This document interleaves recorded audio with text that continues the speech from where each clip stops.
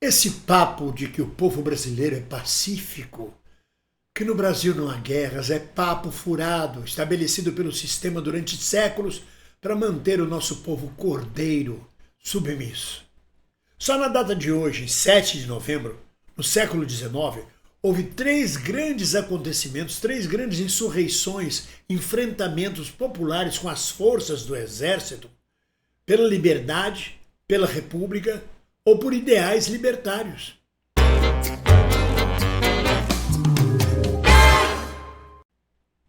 Só no século XIX nós tivemos, além de várias outras pequenas revoltas e de grandes revoltas, tivemos até a Revolução Farroupilha, mas tivemos a Sabinada na Bahia, a Revolução Praieira em Pernambuco e o início da Guerra de Canudos.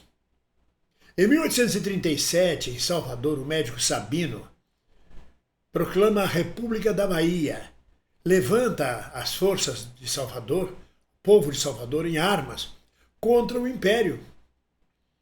Dom Pedro I havia renunciado, havia abdicado do trono em função do filho que era menor de idade.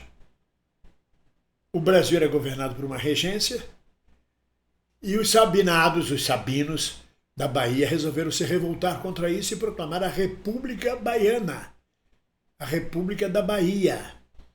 Claro que foram massacrados, foram mais de 2.000 mortos, mas lutaram com muito denodo. Por 4 meses a Bahia se tornou república e independente do Império Brasileiro. Ela ficou conhecida como a Sabinada.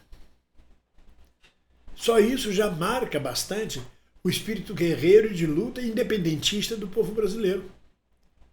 Mas aí em 1848, Dom Pedro já havia assumido o Império. Havia em Pernambuco o Diário do Povo, que era editado na Rua da Praia, em Recife. Os leitores do Diário do Povo, que era um jornal libertário, que era um jornal republicano, eram chamados de praieiros. Os que eram contra eram chamados de guabirus.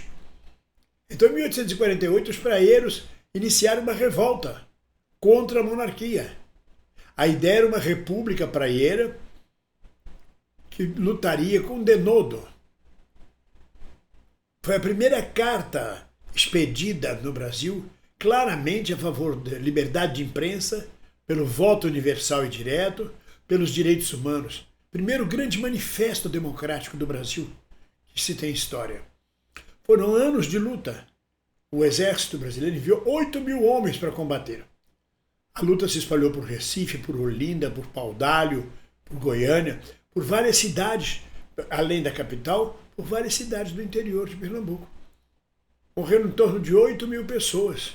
Foi muita luta da Revolução Praieira até ser sufocada 2 anos depois, em 1850. E por último, em 7 de novembro de 1896, começa a Guerra dos Canudos. O Arraial dos Canudos havia sido fundado por Antônio Conselheiro em 1893, na região de Uauá, na Bahia.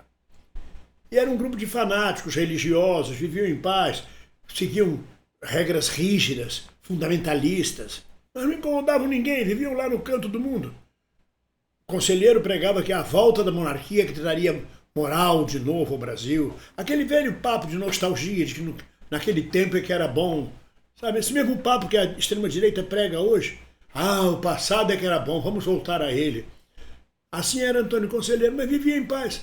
Até que um comerciante de Juazeiro denunciou às autoridades que Antônio Conselheiro havia comprado madeira para construir uma igreja no Arraial, não havia pagado e, ao contrário, pregava que ia se insurgir contra a República.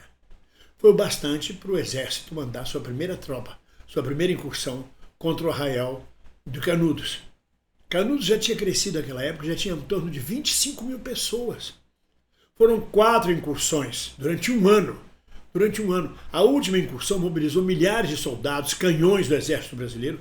Foi a única forma de derrotar Canudos, com a morte de 25.000 pessoas, inclusive mulheres e crianças.